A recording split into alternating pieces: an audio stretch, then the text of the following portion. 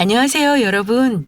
저는 아주 예쁜 6살 난 손자의 재롱으로 하루하루 웃고 사는 손자 바보 할머니이자 한 아들의 엄마, 또한 한 며느리의 시어머니인 60대 초반의 여성이에요. 이제 다 늙어 여성이란 말을 쓰니 손끝이 곱아지는 기분이라 좀 쑥스럽고 그러네요. 무언가 이야기의 포문을 열려니 마땅히 떠오르는 것이 없어 오늘 낮에 있었던 이야기를 먼저 꺼내보려고 해요. 대단히 큰 사건이 있었던 건 아니고요. 오랜만에 주말이라서 아들네와 우리 손주와 함께 공원 나들이를 다녀왔어요. 쌀쌀한 날씨이긴 했지만 오랜만에 좋은 자연의 공기를 쐬니 기분이 참 좋더라고요. 전 벤치에 앉아서 아들과 그런 제 아들과 꼭 닮은 손자가 함께 뛰어다니며 노는 모습을 흐뭇하게 지켜보고 있었어요. 어머니, 이것 좀 드세요. 따뜻한 커피 한 잔을 제 손에 꼭 쥐어준 며느리가 제 곁에 앉더군요. 저희 둘은 한참이나 뿌듯하게 신나게 놀고 있는 부자의 모습을 보고 있었죠. 행복한 미소를 잔뜩 머금은 저희 며느리가 제게 그러더군요. 어머니, 저희 효준이요.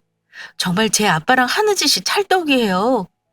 부전자전이라는 말은 이럴 때 쓰나 봐요. 그러게? 둘이 어쩜 웃는 소리까지 똑같니? 그러자 며느리가 어렵게 이야기를 꺼내더군요. 저 사실은 처음에 결혼 망설인 거 아시죠? 그 부전자전이란 말 때문에 정말 엄청 고민 많이 했어요. 그때 어머니가 절 설득하셨잖아요. 그랬지. 어때? 그때 내 말 듣길 잘했지? 제가 장난스레 묻자 며느리가 씁쓸하게 웃으며 그러더군요. 그러니까요. 효준 아빠는 다행히 부전자전이란 말에 절대 해당되지 않는 사람이더라고요. 그걸 하루하루 살면 살수록 더 깊이 느껴요. 아, 이 사람 정말 자기 아버지처럼 살지 않기 위해 안간힘을 쓰는구나 라고요. 그게 좀 마음이 아파요. 애초에 아버님처럼 살 수 있는 사람도 아닌데 왜 그렇게 애쓰는지 모르겠어요. 며느리 말을 듣는 저는 한편으로는 안심했지만 한편으론 심장이 덜컥 내려앉았습니다. 누구나 부모의 영향을 받으며 자라잖아요. 같은 동성이라는 이유로 아들은 아버지를, 딸은 어머니의 영향을 많이 받고요. 경멸하고 싫어할수록 절대 내 아버지는 닮지 않아야지 결심하지만 결국 어느 날 자신의 아버지처럼 살고 있는 자신을 발견하는 것이 다반사이죠. 그런데 제 아들은 그게 참 죽기만큼 싫었나 봅니다. 본성을 다르게 태어난 제 아들 호열이가 아직까지 아버지라는 어두운 그늘에서 다른 의미로 벗어나지 못하고 있는 것은 아닐까 괜한 걱정도 밀려들었고요. 제 낯빛이 좋지 못하자 며느리는 제 손을 꼭 잡더군요. 어머니, 제가 괜한 말씀을 드렸나 봐요. 걱정하지 마세요. 저희 정말 빈틈없이 행복해요. 전 제 아들 효준이가 아빠를 꼭 닮은 남편이 되었으면 좋겠으니까요. 효준 아빠 절대 변할 사람 아니에요. 그래야지. 그래야지. 그렇게 즐거운 시간을 보내고 돌아온 저는 지금 마음이 조금 무겁네요. 물론 제가 그런 것은 아니지만 나쁜 아버지를 만나 저런 상처와 트라우마를 평생 안고 지고 살아가야 할 제 아들을 생각하니 가슴이 미어주기도 합니다. 그럼 서두가 길었던 제 사연 지금부터 시작하도록 하겠습니다. 저와 호열이 아빠는 같은 지역 출신입니다. 경기도 파주 깊숙한 곳에서 살던 저희는 초중은 다른 곳을 나왔고요. 고등학교를 같은 곳으로 진학하게 되었어요. 워낙 좁은 지역이다 보니 인근에 고등학교가 몇 개 없었거든요. 호열이 아빠는 학교에서 꽤 인기가 많은 인기남이었어요. 그도 그럴 것이 훤칠한 키에 공부도 곧잘했거든요. 하지만 그런 이유 다 치우더라도 호열이 아빠의 인기 비결은 따로 있었어요. 웃을 때 호를 그리며 곱게 휘는 눈웃음과 볼에 쏙 패는 보조개가 참 예뻤어요. 그래서 따르는 여자들도 많았죠. 하지만 그런 호열이 아빠의 여자친구는 따로 있었어요. 바로 저였습니다. 저도 지금은 늙어 보잘것없지만 그때만 해도 그 지역에서 알아주는 미인이었답니다. 그때 저도 참 남자아이들에게 인기가 많았는데 왜 호열이 아빠와 사귀었냐 하면 바로 다정하고 자상한 성격 때문이었어요. 말 한마디도 예쁘게 하고 매너가 몸에 밴 사람이었죠. 그렇게 저희는 고등학교 3년 동안 참 꽁냥꽁냥 귀여운 연애를 했고요. 되바라져서 넘지 말아야 할 선을 넘어버렸죠. 어린아이들이 선을 넘을 대가는 임신이라는 결과로 이어져 버렸습니다. 그렇게 저는 고등학교 졸업식을 얼마 앞둔 시점에 덜컥 아이를 갖고 말았어요. 덜컥 겁이 났고 아이를 지우지도 어쩌지도 못한 저희는 결국 양가 부모님을 한 곳에 모아두고 폭탄 선언을 하기로 결심했어요. 금에 임신했어요. 저희 결혼시켜주세요.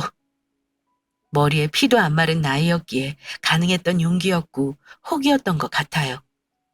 당당하게 손을 잡고 가서 말씀드리자 양가 부모님 모두 뒷목을 잡으셨어요. 결혼 승낙은커녕 저는 어머니에게 손목에 잡혀 집으로 질질 끌려오고 말았습니다. 금애야, 이 애 지우자. 어쩌려고 그래? 엄마, 그게 무슨 소리야. 애 들어. 너 그 집안이 어떤 집안인 줄 알고 걔랑 결혼을 하겠다는 거야?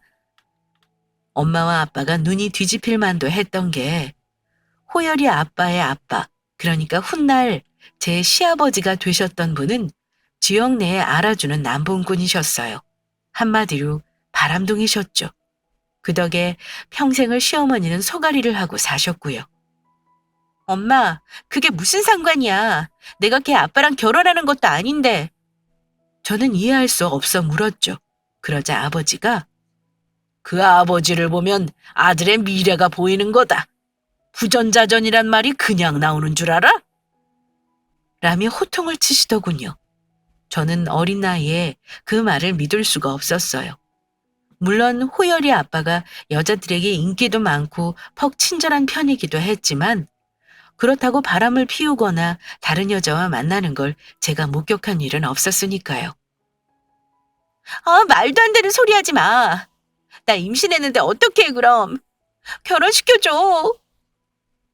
결국 저와 호열이 아빠의 고집을 꺾지 못한 어른들은 저희의 결혼식을 올려줘요.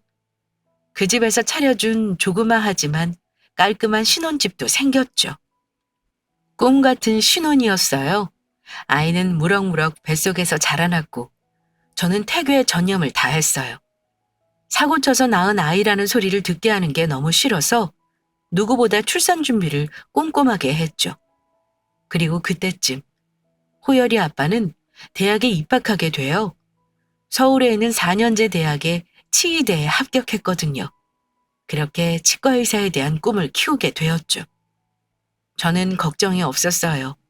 저희 집도 남편 집도 곧잘 살았기 때문에 경제적인 문제도 딱히 큰 걱정이 없었어요.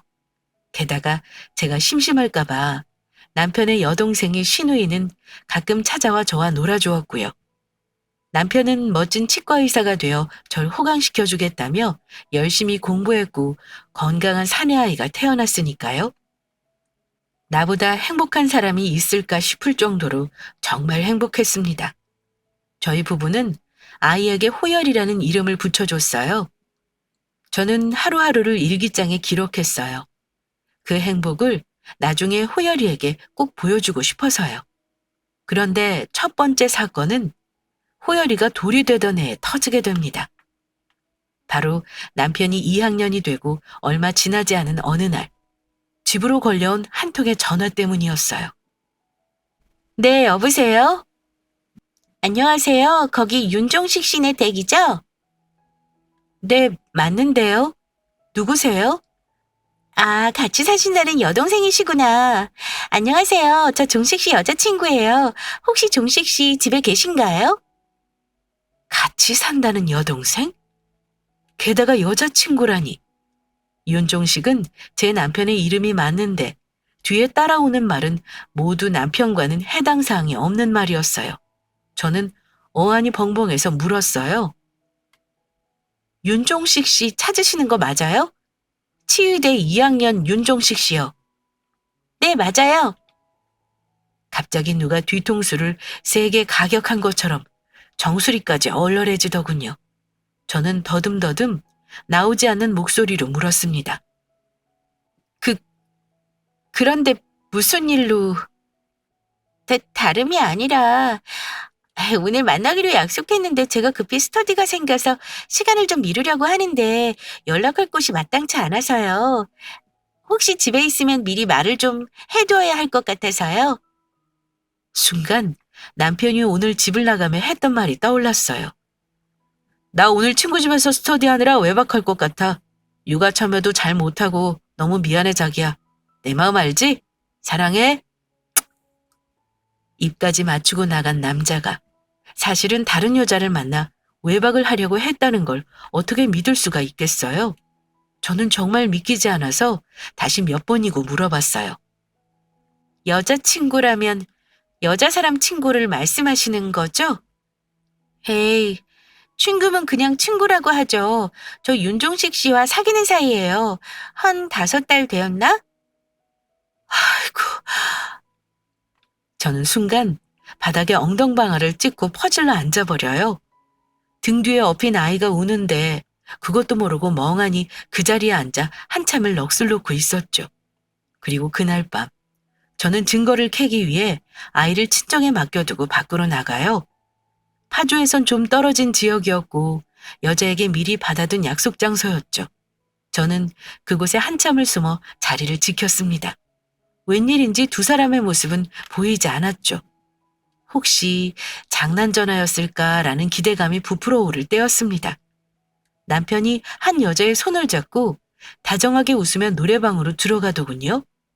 여자를 홀리는 눈웃음과 발칙한 보조개를 쏙 패면서요. 피가 거꾸로 솟고 눈알이 빠질 것만 같았어요.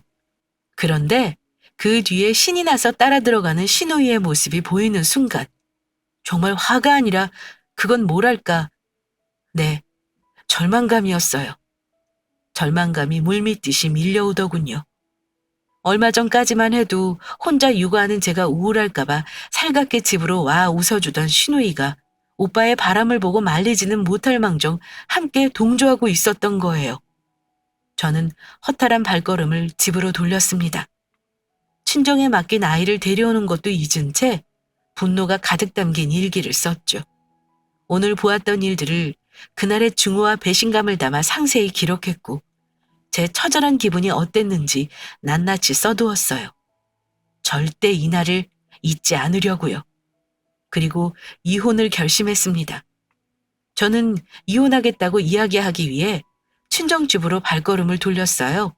그런데 친정집에서 자지러지게 아이 우는 소리가 들리는 거예요. 혼비백산 뛰어가 보니 친정엄마가 지친 기색으로 절 보시더군요. 그런데 참 신기하죠? 목이 쉴 정도로 온종일 울었다는 아이가 저를 보더니 방긋 웃고 있었어요. 눈에 눈물을 그렁그렁 달고요. 어머 세상에. 온종일 그렇게 패악을 부리더니 엄마를 찾았어? 우리 호열이가? 친정엄마가 황당하다는 듯 아이를 제 품에 안기더군요. 갓난아이가 뭘 알겠냐마는 오늘 상처받은 저를 알고 마치 위로하는 것만 같았어요. 저는 이혼하겠다는 말도 하지 못한 채 아이를 품에 안고 집으로 돌아왔어요. 그날 밤 남편은 돌아오지 않았고 저는 아이를 안고 밤새 울었습니다. 그리고 생각을 정리했습니다. 그래, 우선 남편의 이야기를 들어보자. 저는 다음 날 뻔뻔한 얼굴로 돌아와 아이를 안는 남편의 품에서 제 아들을 빼앗았습니다. 나랑 잠깐 이야기 좀 해. 저는 차분한 목소리로 남편에게 전화 이야기와 제가 본 것들을 이야기했죠. 남편은 당황하며 변명했다가 또 화를 냈다가 결국엔 미안하다며 제 앞에 무릎을 꿇었습니다. 다시는 안 그럴게. 내가 미쳤지, 미쳤어. 꽃 같은 너를 집에 두고 내가 잠시 대학의 단꿈에 젖어서 미팅이란 걸 한 거야. 정말 아무 일도 없었어. 아무 일도. 그럼 아가씨는? 어? 아가씨는 다 알면서 어떻게 같이 노래방에 갔냐고. 어떻게? 저는 두 사람에게 속은 자신이 너무 화가 나 울분을 토했습니다. 그러자 남편이 정말 아니라며 손사래를 치더군요. 아니야. 진짜 아니야. 걔는 내 친구인 줄 알고 그런 거야. 아, 팔짱 끼고 손잡는 이성 친구? 눈이 시뻘개진 저의 앞에서 남편이 납죽 엎드려서 싹싹 빌더군요. 정말 다시는 안 그래. 진짜야, 금혜야. 한 번만 믿어줘, 제발. 순간 저는 제 품에서 방실방실 웃고 있는 호열이를 내려다봤어요. 이 아이가 무슨 잘못이겠어요. 아비 없는 자식으로 커갈 아이를 생각하니 심장이 무너지는 듯 아팠죠. 저는 그래, 한 번 실수는 누구나 할 수 있다. 다신 안 그러면 된다 하며 자신을 달래고 또 달랬습니다. 알겠어. 이번 한 번만 없던 일로 넘어갈게. 하지만 두 번은 안 봐줘. 그땐 정말 호열이 얼굴 못 볼 줄 알아. 그렇게 그 일은 없던 일로 무마되어 넘어갔습니다. 그렇게 세월은 흘렀습니다. 그 사이 남편은 군대를 다녀왔고 학교를 졸업했고 치과 의사가 되었죠. 남편의 바람기는 잠잠해졌냐고요? 아니요. 날로 더 심해졌어요. 군대에선 어떤 젊은 여자가 집으로 찾아왔고 졸업식엔 어떤 연상의 여자가 남편에게 꽃을 건네며 볼에 뽀뽀하는 장면을 봐야 했습니다. 집으로 찾아온 여자에겐 제 아들 얼굴을 디밀며 겁을 줘야 했고 졸업식장에선 창피한 줄도 모르고 여자의 머리채를 잡았습니다. 한 번이 어렵지 두 번째부터는 쉽다던 옛말이 틀린 것 하나 없더군요. 남편의 바람은 날로 그 강도를 높였고 제 일기장 속 한탄의 세월은 두꺼워지기만 했습니다. 처음엔 그렇게 배신감에 치가 떨리고 잠이 안 오더니 나중에 심장에 굳은 살이 배는 것 같더라고요. 제가 지쳐가는 것만큼 남편은 더욱더 뻔뻔하게 바람을 피워댔죠.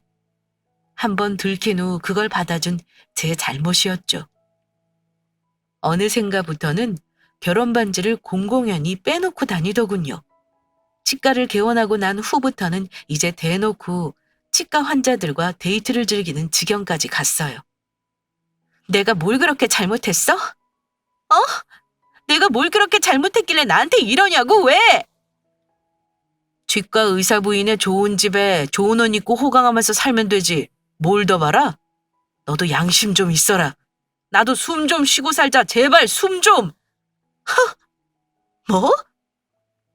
남편의 뻔뻔함에 말문이 막히더군요. 근데 그때 두 눈을 비비며 호열이가 나왔어요. 엄마, 아빠 싸워? 저는 얼른 호열이를 안아 방으로 데리고 들어갔어요. 아니. 엄마랑 아빠 의논을 좀 크게 하고 있었던 거야. 엄마가 재워줄게. 우리 아들 가자. 아이가 다시 잠들었을 때쯤 쾅 하며 현관이 닫히는 소리가 들리더군요.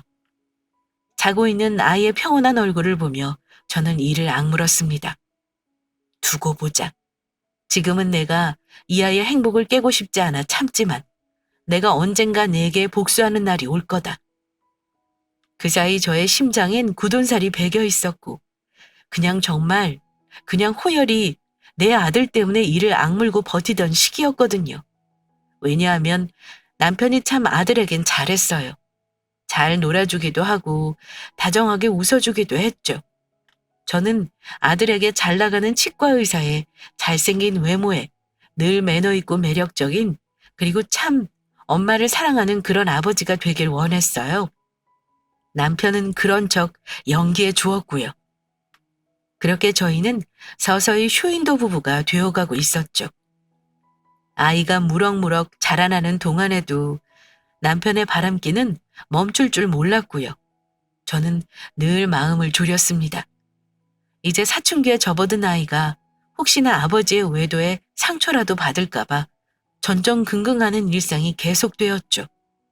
그런데 아니나 다를까 남편은 결국 일을 치고 맙니다. 바로 호열이 반의 한 아이의 엄마와 바람을 피우고 있었던 겁니다. 그게 안 걸렸으면 좋았겠지만 수상함을 느낀 그쪽 남편이 현장을 들이닥쳤고 결국 둘 관계는 만천하에 들통이 나버리고 말았어요. 급기야 그 여자의 남편이 간통죄로 두 사람을 신고하면서 동네는 발칵 뒤집히고 말았습니다. 그 소식은 당연히 아들의 귀에도 들어가게 되었죠. 아빠, 엄마, 이거 진짜야? 아빠가 정말 종훈이 엄마랑 바람 피웠어? 그래서 간통으로 경찰서에 잡혀갔어? 아니지. 아빠 그런 사람 아니잖아. 아이가 새하얗게 질려서 물어오는데 저는 차마 솔직하게 말해줄 수가 없었어요. 그럼 아니야. 오해가 있어서 그래, 오해. 그러니까 넌 아무 신경 쓰지 마. 엄마가 다 해결할 거야. 알겠지? 다들 그러던데 아빠랑 종훈이 엄마랑 로즈 모텔에서 잡혔다고. 아이 입에서 그런 말이 나오자 피가 거꾸로 솟는 기분이었어요. 당장 그 인간의 멱살을 잡아 죽이고 싶었죠. 아이는 상처 입은 표정으로 저를 바라보았고 저는 아이를 꼭 안았습니다. 아빠, 그런 사람 아니야. 엄마가 다 알아서 해결할 테니까 걱정하지 마. 경찰서에서 만난 남편의 몰골은 말이 아니었습니다. 눈두덩이가 시퍼렇게 멍이 들어서 죽상을 하고 앉아있더군요. 합의는 해준대? 그게 그렇게 궁금하니? 감옥 갈까봐 무서워? 아니, 그게 아니고. 호열이는? 이제 호열이 다 알게 됐는데 어쩔 거야? 지도 아비인지. 호열이란 이름이 나오자 입을 꾹 다물고 뚝뚝 눈물을 흘리더군요. 미안해. 진짜 이번에야 내가 느꼈어. 정말 내가 미친놈이지. 이렇게 예쁜 마누라랑 착한 아들내미를 두고 잠시 눈이 돌아서 그랬어. 내가 정말 사랑하는 사람은 당신뿐이야. 알지? 그 모습을 보니 또 마음이 약해졌고요. 저는 결국 그 여자의 남편을 만나 통사정을 해 고소를 취하하고 없었던 일로 만들었습니다. 물론 남편이 벌어둔 돈과 친정에서 빌려온 돈을 발라야 했지만요. 그 사건이 있고 난 다음부터 동네 사람들은 저희 가족을 향해 수군거리기 시작했어요. 남편을 향한 비난과 함께 저를 향한 동정의 눈빛. 치과 의사 남편이라 바람을 피워도 저리 붙잡고 산다느니 하는 신랄한 비난까지 다 감내했습니다. 하지만 제 아들 호열이에게까지 불똥이 튀는 건 참을 수가 없었죠. 하루는 아이가 얼굴이 피떡이 되어 들어왔더군요.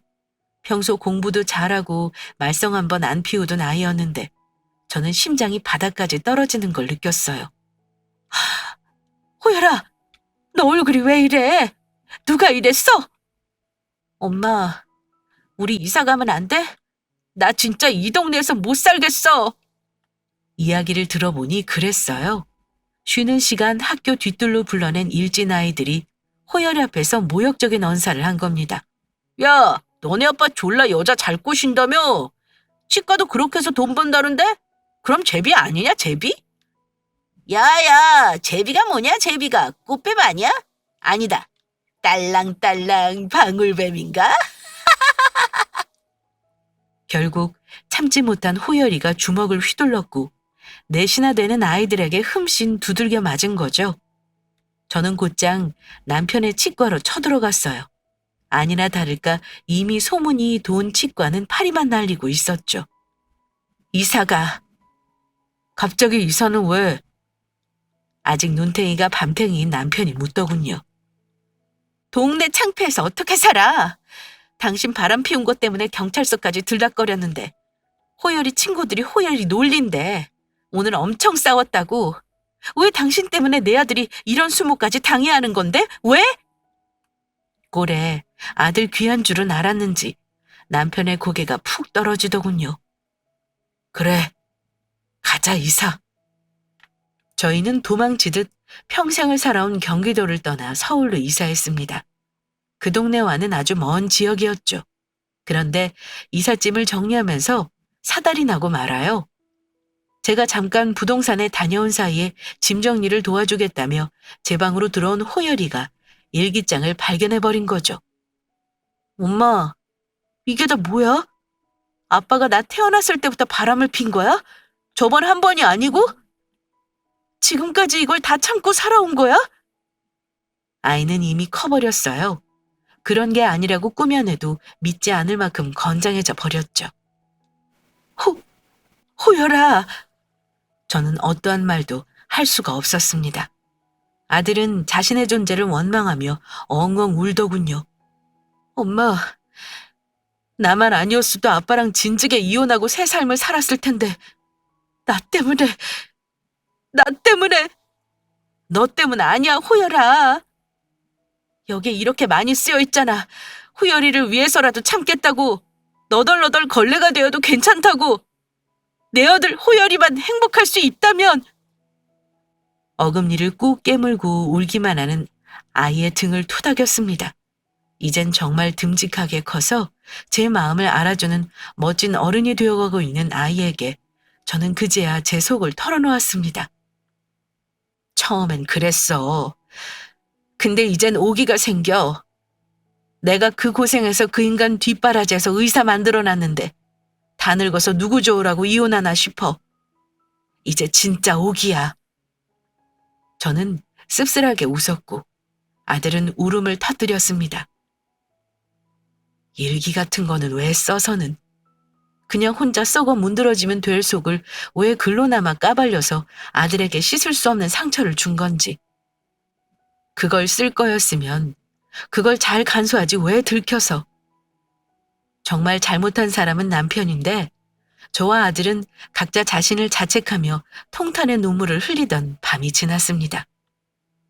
어느 날 아침 아이가 식사하며 무감한 표정으로 그러더군요. 나 아버지 평생 용서 안 해. 절대 아버지처럼 살지 않을 거야. 아버지처럼 무책임한 가장은 절대 되지 않을 거야. 절대로. 그래도 아들에게 많은 좋은 아빠로 기억되게 하고 싶었던 저의 꿈이 와르르 무너지는 순간이었죠. 아들의 남편에 대한 혐오와 증오는 그때부터 시작되었습니다. 아버지를 보면 마치 짐승을 보는 듯 대했고 그런 아들이 주는 모멸을 남편은 견뎌낼 생각이 없었죠. 두 사람의 사이는 급격히 나빠졌습니다. 그리고 저는 그런 아들이 늘 걱정이었죠. 왜 자기 부모를 너무 혐오하고 증오하면서 절대 그들처럼 살지 말아야겠다고 결심했던 수많은 사람이 자신도 모르게 그런 제 부모의 모습을 닮아 있는 것처럼 아들의 빗나간 증오가 그런 결과를 가져오진 않을까 늘 노심초사했습니다. 그러나 아들은 달랐어요. 아들은 그때부터 어떤 것도 돌아보지 않고 공부하기 시작했거든요. 그전에도 곧잘하던 공부이긴 했지만 아들은 무섭게 성장했습니다. 밤새 코피를 흘리면서도 한순간도 책을 놓지 않았죠. 얘, 몸 상해. 왜 이렇게까지 하는 거야, 호열아? 제가 너무 속이 상하고 답답해 어느 날은 물었더니 호열이가 그러더군요. 아빠처럼 살지 않으려면 아버지한테 독립해야 해. 그러려면 얼른 공부해서 성공해야지. 남편은 그 2년 사이에도 참 많은 여자를 만나고 사고를 치고 다녔어요. 그래도 우습게 치과는 성황을 이루었죠. 그게 다 남편의 생글생글 웃는 그 미소 때문이 아닌가 싶어 남편이 벌어오는 돈이 더럽게 보이기도 했지요. 그리고 수능을 만점 가까이 받아오던 날 아들은 제게 폭탄 선언을 하더군요. 엄마, 나 의사 되려고. 의사? 심장이 덜컥 내려앉았습니다. 물론 의사는 좋은 직업이고 누구나 선망하는 직업이지만 왜인지 아들이 남편의 길을 걷는 것만 같아서요. 아버지 같은 치과 의사 말고 대학병원 전문의 하고 싶어. 어릴 때부터 꿈이었어.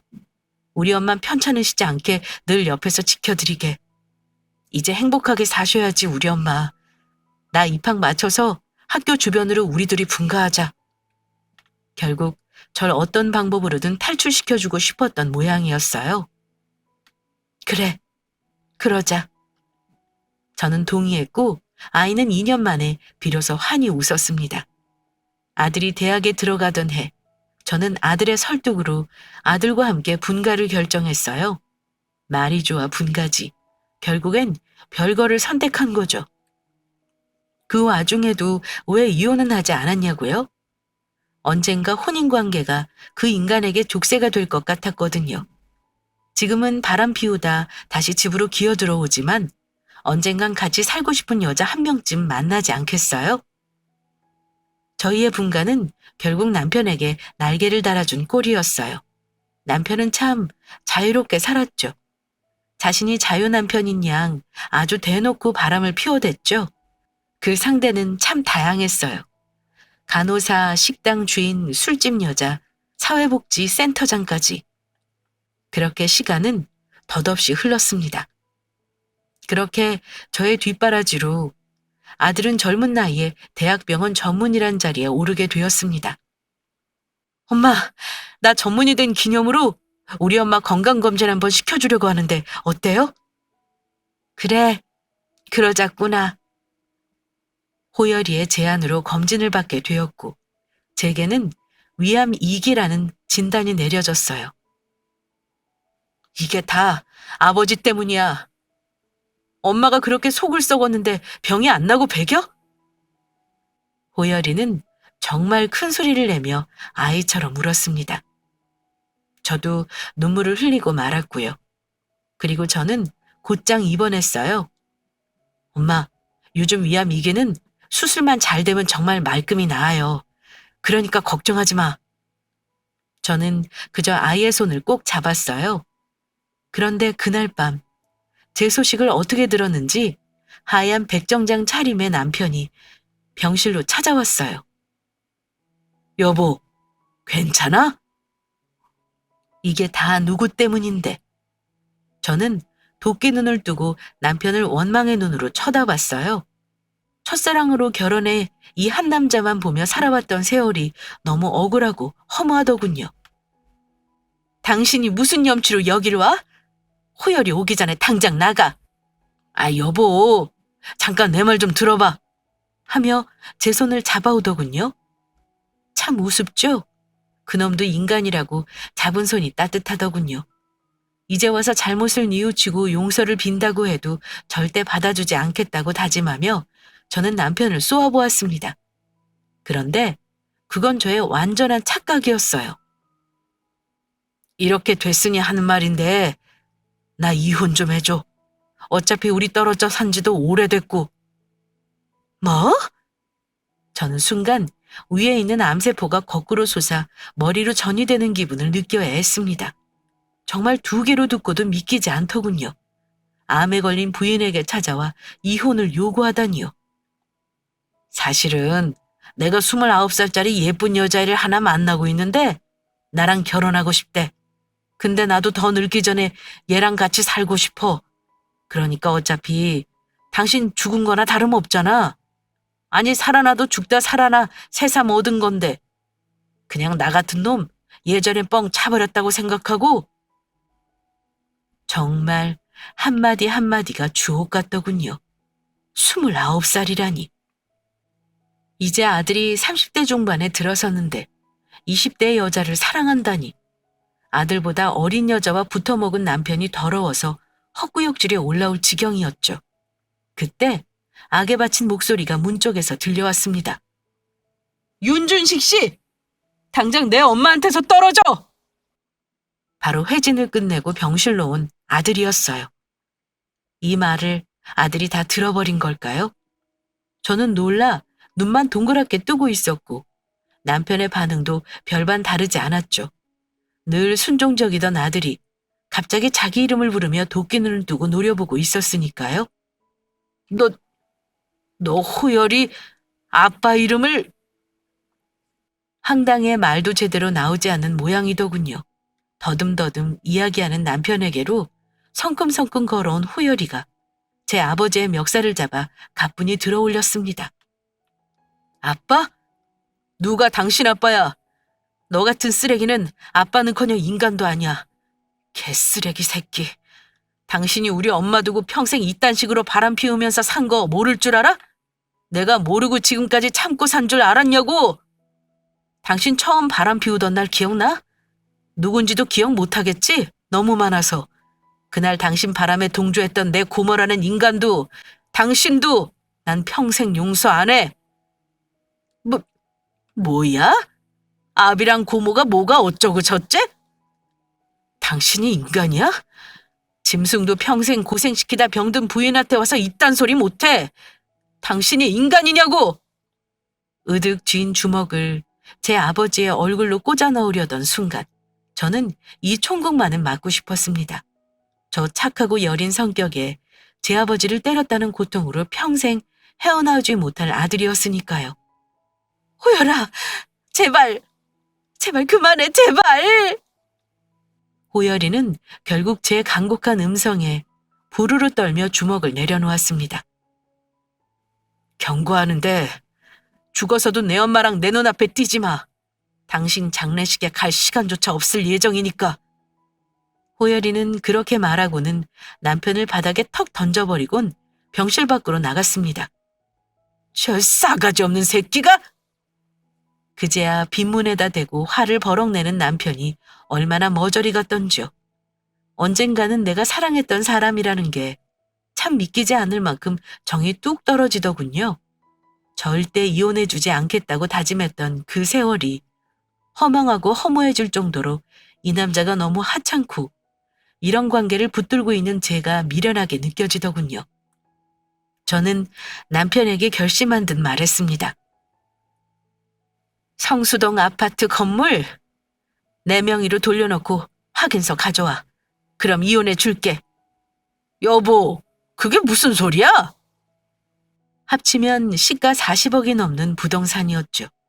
하지만 그 아파트도 건물도 제가 모두 헐값에 사서 큰 가격으로 불린 거였으니 어머니 제거 아니겠어요? 그리고 그 고생을 하고 아들에게 이 정도 재산 못 물려주고 남의 입에 떠놓을 순 없죠. 못 알아 처먹었으면 꺼지든가. 제가 서슬퍼런 음성에 남편은 겁을 먹은 듯 고개를 주걱거리더군요. 그리고 며칠 후 남편은 이혼 서류와 함께 제 명의로 이전한 부동산 서류를 건넸습니다. 저는 미련 없이 그 종이에 도장을 찍었고 제 인생의 암덩어리를 제거해버렸죠. 그놈의 오기도 모두 병 앞에선 아무것도 아니더군요. 저놈만 없으면 제가 건강해질 것만 같았거든요. 그리고 그건 진짜였습니다. 수술을 성공적으로 마친 저는 빠르게 회복해갔고 전이도 없이 말끔하다는 말까지 듣고 치료를 시작했어요. 그리고 그때쯤 아들은 아주 참하고 예쁜 여자를 하나 제게 소개했어요. 맞아요. 바로 지금의 효준이 엄마, 제 며느리였어요. 저 호열 씨에게 아버지 이야기 다 들었어요. 자기는 저랑 결혼하고 싶다면서 제게 선택권을 주겠대요. 이런 나라도 결혼하겠냐고요. 며느리는 망설이는 것 같았어요. 저도 그 마음을 알았죠. 저의 결혼을 말리던 저희 친정엄마의 얼굴이 언뜻 지나갔거든요. 저는 며느리의 손을 꼭 잡았습니다. 호열이 내 남편의 아들이기도 하지만 내 아들이기도 해요. 내가 보증할게. 난 내 아들 믿어. 아무리 제 아버지 그런 모습 보고 자랐어도 늘 곱게 잘 자라준 아이고 심지가 굳은 애예요. 그러니까 내 말 한번 믿어봐 줄래요? 저는 정말 믿었거든요. 제 아들이 절대로 제 아버지의 길을 가진 않을 거라고. 네, 어머니. 며느리는 참 예쁘게 웃더군요. 감사하다면서요. 싫다는데도 매일 병실을 들락거리는 며느리와 아들 덕분에 저는 황급히 나아 퇴원하게 되었습니다. 그리고 아들의 결혼식 날이 되었어요. 며느리가 직접 골라준 예쁜 한복을 입고 혼자 손님을 맞이했고 무사히 결혼식을 마쳤습니다. 결혼식을 마친 후 천근만근이 된 몸을 이끌고 아들 며느리와 긴히 이야기를 하고 있는데 갑자기 멀리서 낯익은 실루엣이 보이더군요. 바로 초라한 모습으로 터벅터벅 걸어오고 있는 남편이었어요. 당신이 왜... 내가 놀라 돌아보자 웃고 있던 아들의 얼굴이 싹 굳어버렸어요. 여기가 어디라고 와, 이 철면피 같은 쓰레기가! 아들이 금방이라도 남편을 때릴 듯 달려들었고 남편은 그 자리에 무릎을 턱 하고 꿇었습니다. 내가 잘못했다. 다 내가 잘못했어. 평생 사죄하면서 살 테니 제발 나 좀 받아줘. 라며 눈물을 뚝뚝 흘리며 흐느끼더군요. 사정을 들어보니 그랬어요.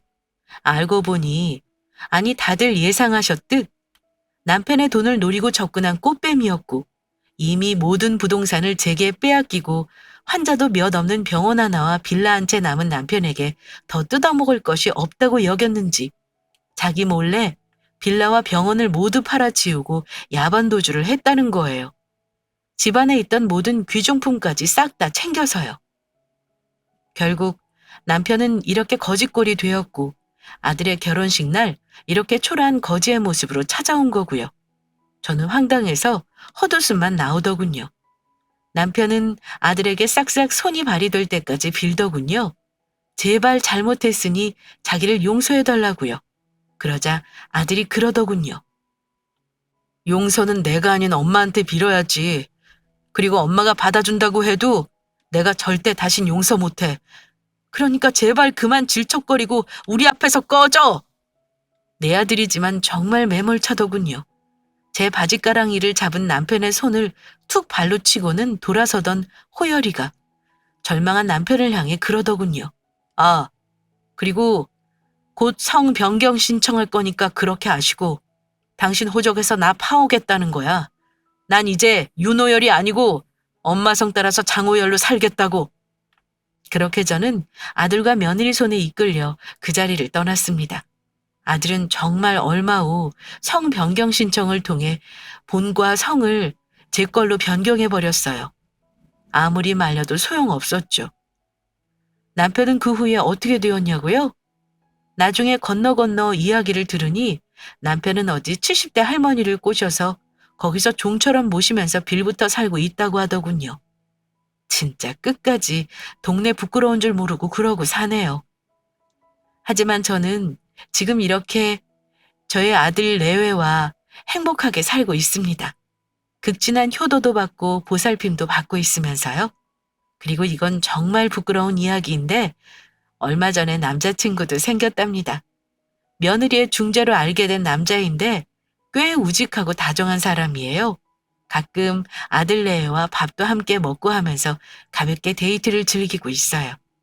아들은 아직도 가끔 저를 보며 안타까운 음성으로 그래요. 엄마, 난 절대 아빠처럼 살지 않을 거야. 그러니까 걱정하지 마라. 그럼 난 우리 아들 믿어. 사실 부전자전, 부모 팔자 자식이 꿰어간다는 옛말 다 그런 것 같아요. 제 아들만 봐도 그렇잖아요. 비록 아직까진 제 아비의 검은 그늘에서 벗어나지 못해 가끔 아파하지만 자신이 그렇게 경멸하는 아버지와는 정반대의 모습으로 멋지게 살고 있잖아요. 그래도 정직하게 살았던 제 길을 되밟으면서요. 자식은 부모의 거울이라잖아요. 제 아들을 보면 제가 그래도 평생 잘 살아왔구나 하는 생각을 하게 됩니다. 참 우습죠. 화려한 젊은 삶을 살던 남편은 이렇게 초라한 노년을 보내고 있고 앞으로는 더 초라하고 낡은 하루하루를 살다 생을 마감할 거고 저는 하루하루가 이렇게 행복하니 말이에요. 여러분, 제 이야기 재미있게 들으셨나요? 이렇게 다 훌훌 털어버리고 나니 가슴 한편에 있던 무거운 짐이 조금이나마 덜어지는 기분입니다. 그럼 제 이야기 들어주셔서 감사합니다.